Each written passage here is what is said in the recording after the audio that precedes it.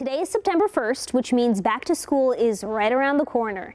In a few days, kids will be heading back to the classroom, and figuring out how to integrate the ever-changing tech world into learning will be top of mind.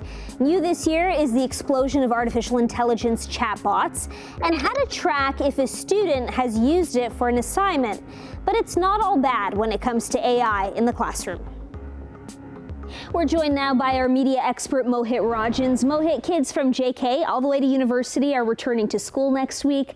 What are the top 3 things parents and teachers need to be aware of as AI is more accessible heading into this school year?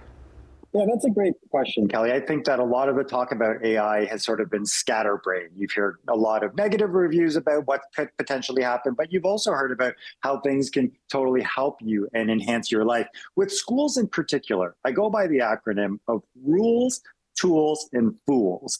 And that's what you have to think about when you're talking about AI. You have to think about what are the rules of engagement in the type of way that I'm using it. Is this something that I can use for fun and publish? Is this something that somebody might consider plagiarism? Is this something that will cost me if I end up using it and saving it somewhere?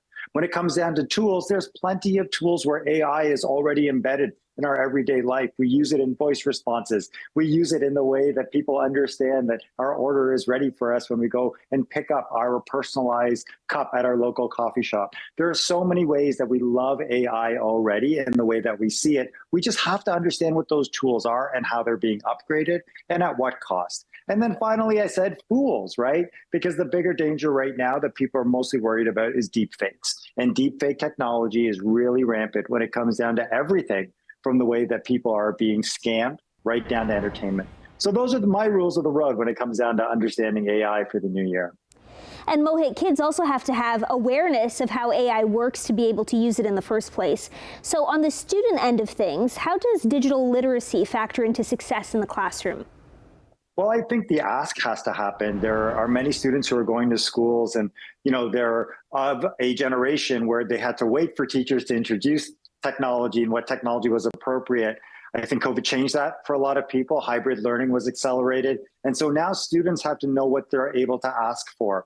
And in doing that, where we have to open the doors a little bit is we need education to understand that the retraining aspect of technology has to happen today. You can't be reactive. We saw what happened when teachers and education, the education side was reactive to use social media. And then we saw how much we wanted to use it or see it being used in order to keep kids feeling connected when it came down to the pandemic. So I think right now is a perfect time for kids to go exploring, figure out what it is, the tools that they want that make them better prepared for the near future, and also make things a little bit more accessible for them as well.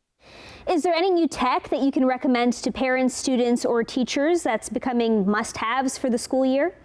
I think rather than tell people that they should go out and get anything new, that people should stop and do a pause on all the available free tools and new innovation that is out right now, from apps right down to gaming systems. The incredible importance of this time period cannot be emphasized enough. We can't put our heads down and say all this technology innovation is not going to affect from JK right to the university levels. We're hearing about how AI is being used to actually help people apply for post-secondary education and jobs. We're hearing how AI is being used to circumvent the no process when it comes down to filing for funding. All of this is going to be part of the conversation. So Kelly, let's not be ignorant. I'm not saying go out and buy the latest thing. It's not going to make you an expert, but let's make sure that we don't have our blinders on.